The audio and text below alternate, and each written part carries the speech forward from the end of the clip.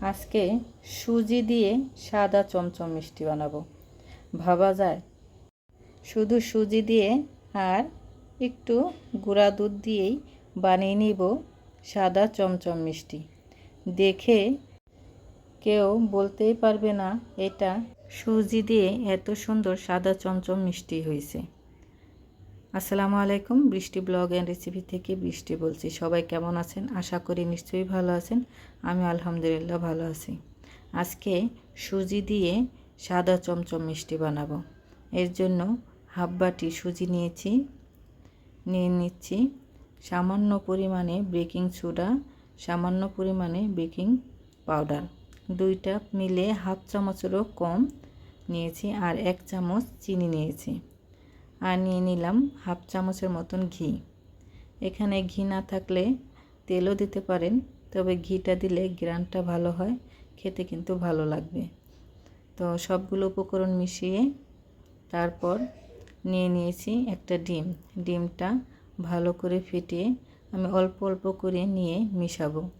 একসাথে মিশালে দেখা গেছে নরম হয়ে যেতে পারে, তো আমি একসাথে দিইনি, অল্প অল্প করে ডিম দিয়ে ভালো করে একটা ডো বানিয়ে নেব। এখন মনে হচ্ছে ঝরঝরে, কিন্তু না, মাখাতে মাখাতে কি সুন্দর একটা ডো বানিয়ে নিয়েছি। দেখেন, হাতের মধ্যে হালকা একটু ঘি বা তেল লাগিয়ে তারপর মিষ্টিগুলো বানাবো, যেন হাতে না লেগে যায়। পছন্দটা আপনার, মিষ্টির শেপ কীভাবে দিবেন, আমার পছন্দ মতন আমি দিয়ে দিলাম। আমি এক এক করে সবগুলো মিষ্টি বানিয়ে নেব, এক সাইজের বানাবো। তো আমার সবগুলো মিষ্টি বানানো হয়ে গেছে।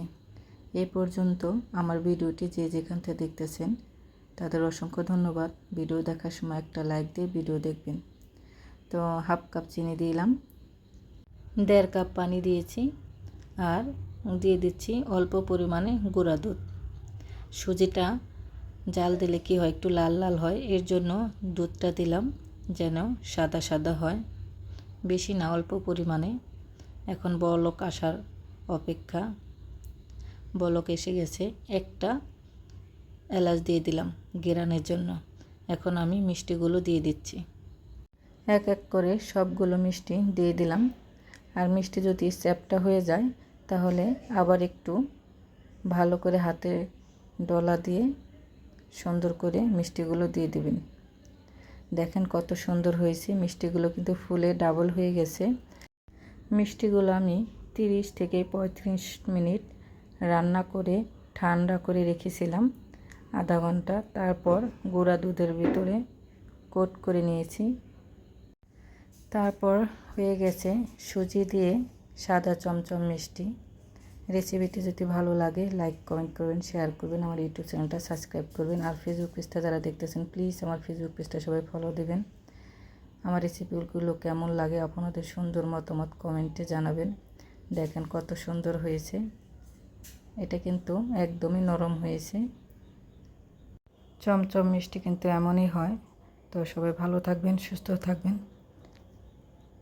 দেখা হবে নতুন আর একটা ভিডিওতে। আল্লাহ হাফেজ।